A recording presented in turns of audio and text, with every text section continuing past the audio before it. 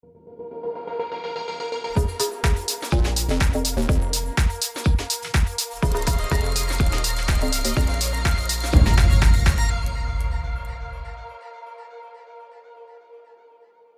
there everybody, Sam's Trains here, Happy New Year, and officially for 2023, welcome back to the railway. Videos officially start back again today, and of course I'm kicking off with the model railway news. I'm super excited to get back into videos, so welcome back and let's get cracking. First up, I want to talk a little bit about Rapido because their dynamometer cars have now been returned to customers with the repairs made. I received this back in the post the other day, had no idea it was coming, but apparently all of the lighting circuits have been replaced so that now they will work properly. So now I can show you what the lighting is actually supposed to look like. The dynamometers are also back in stock with the retailers, so if you missed out on one of these, you can now place an order for one. I'll pop affiliate links in the description if you're interested. They've also revealed a new sample of their very interesting Jones Goods locomotive. And this sample, as you can see, is much more advanced. It's got a more realistic body, which does look like a shot from the tooling, doesn't it? It's also got proper wheels now, as opposed to the mock-ups we saw on the previous sample. It also seems to have some of the detail parts fitted to it now as well, which gives you a much better idea of what this model is going to look like. There's actually loads from Rapido this month because there's another new sample on display. This time it is Dan's House from the Titfield Thunderbolt range, and this is interesting because they say they've used a new, or at least new to them, decoration technique to produce that weathered effect that you can see on the side of the body. Apparently that's how it looked in the film, and Rapido are looking to replicate that. Can't wait to see the range actually release. Obviously it's been announced for a long time now, and progress like this suggests that it is getting closer to that release. Finally, from Rapido, they have revealed these early CADs of their small prairie locomotives. They've released one for the 44XX, one for the 45XX, which I think you can probably tell is subtly different, and also the 4575 class. On announcement, they didn't have any CADs or anything to show of this class, so this is actually the first little bit of work we've seen from Rapido on this project. So that is getting started as well, by the looks of it. Really looking forward to see that one progress. The next update comes from Sonic Models, who obviously have been working away very quietly and very hard on their new A5 locomotives, because production is complete. New sample images of the locos have now been added to the Rails listings, where we can finally see what these models will look like. And the answer is they look absolutely tremendous. The last time I saw these models was when they revealed some hand-painted samples. They looked good, but you could tell they were hand-painted. Now, presumably with this factory decoration, they look completely different and much, much better. They did say there is the potential for some delays on the engine's journey from China to the UK, so they're not expected anytime soon, but they're estimating February to March time, so really not too long to wait. And these are available for just less than £150. Actually seems quite reasonable looking at other prices in the industry, and considering what a large loco this is, that's another one to really look forward to. Up next, from Dapol, their all-new Class 59 has finally come out into stock, and I've got one here. I have not yet opened the box, but I am hoping to do a review of this soon. But seriously, this box weighs a ton. It's insane how heavy this thing is. I saw that sample at Worley. They look absolutely wonderful. Cannot wait to get that one out and see what it's like. There's also some more Class 59 news, because following the release of their new model, Dapol then went on to announce a whole load of new liveries in a second batch. The new liveries include an EWS maroon and gold, a Mendip rail grey and green, and a Yeoman Freightliner orange, among a few others. And Dapol did announce some price increases back in November, but this new batch of Class 59s still seems very reasonably priced. It comes in at £152.96 at the retailers, and that's only a few pounds more than I paid for this 59 from the first batch. So again, good to see Dapol trying to keep prices down, and it gives us some idea of what sort of price increase is actually necessary. You'll know why I said that later on in this video. The next update is a bit of a Sam's Trains update. So as you probably know, I always strive to bring the best quality content to this channel possible. And this year, in order to better achieve that, I'm making a really big change. And that is that all of my content is now going to be switched over to 4K resolution. Now, this is going to apply to every video on the channel except these news videos and also the live streams. Essentially, this means that in every frame of video you see at 4K, there is going to be 4 times as much detail.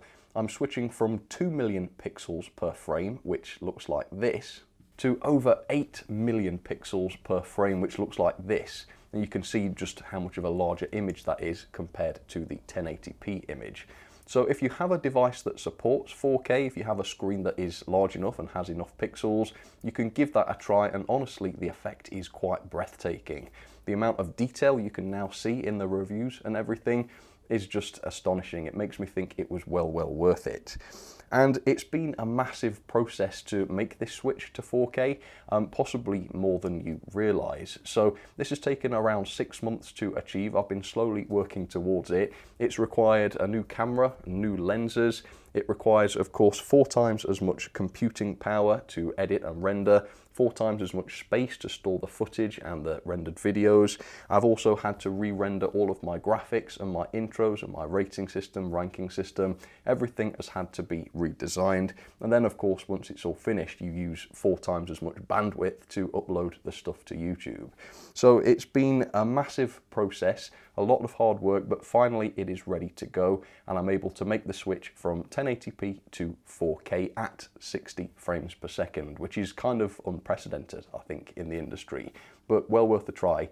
If you don't have a device that supports 4K, it doesn't matter, you can still watch in 1080p as you did before. Maybe things will be a touch sharper, but you'll still be able to view the videos as you did before.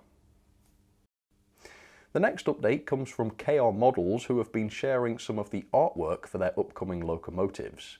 Up first, we saw some artwork for their Bellerophon, first of all in the NCB green. They've also got the Preservation dark brown, which is a very interesting livery indeed. Can't wait to see what that looks like on the model. You've got the early light brown, similarly, that is quite an appetizing one, I think, and the plain black, which looks a little bit odd. And honestly, it is difficult to get a sense of what the models will look like from these very simple images, but I suppose they're not really supposed to portray the model, they're just supposed to show what the liveries will be like and specify the colours. But still, I think it's better than the imagination, isn't it? They've also revealed the same thing with Big Bertha. Quite crude images, really, but they do give you an idea of what this model will look like in the BR Black, fairly standard, the Maroon as well, and the LMS Black. So again, just a minor update really, but it is still progress towards that final product, which is what we like to see. Up next, Accurascale have taken delivery of their second major project, and that is their Class 92. They have now gone out to customers, and in fact, I have already filmed my review, and it's going to be the first loco review I upload of the year, so you don't have long to wait on that. I'm not going to reveal too much about what the locomotive is like, but all I'll say is they did good and it's well worth a watch, so stay tuned for that. Finally then, we have an update from Hornby, who have had a slightly quieter year for new announcements, but there is still a handful of products which I think is well worth checking out. So if you didn't see my live stream that covered most of their most interesting new announcements, you can check it out up there and catch up with what's new. Now, I have been noticing some slightly weird things when it comes to pricing though. The first thing is the 8F. Now, back in 2021, I bought a new 8F, a Hornby one, and did a review of it. And I found that it was a decent model, if quite old and outdated. But that didn't matter too much because I was able to pick it up for £104.99 and the RRP was £169. Well, now the 8F has come back into Hornby's range with a new RRP of £249.99. And that does seem excessive. Of course, there are reasons why prices have had to go up over recent years, but this represents an increase of 50%, which is unprecedented. Similarly, I noticed something weird going on with these new Ginties in the 2023 range. These are absolutely identical models, except one is in the S&DJR Black and the other one is in the S&DJR Blue. And yet the prices are completely different. The black version is £66.99 RRP and the blue version is £79.99 RRP, which is 20% more expensive. In the past, Hornby's reasoning for their prices and their price increases has been to do with exchange rates and shipping costs, material costs, etc., etc. But that doesn't seem to account for this discrepancy because the production of both locomotives will be almost identical. Now, I've often asked the question whether some of Hornby's prices are absolutely necessary, having looked at the models, and I think these two models give us a little bit of a clue. Is the blue version more expensive because Hornby think it will be more popular and that people will pay more for it? Now, if that were true, then that would be absolutely fine because Hornby are a business after all and they are at liberty to pick whatever prices they want for their products. But that would mean that Hornby's prices aren't entirely determined by production costs, shipping costs, etc. So does that mean that Hornby actually have more choice than they are letting on when it comes to new pricing? That's a genuine question. Anyway, that is the end of this month's Model Railway News episode. I hope you enjoyed it. As always, if there's something I've missed that you think deserves a mention, then please do comment down below and I will consider it for next month.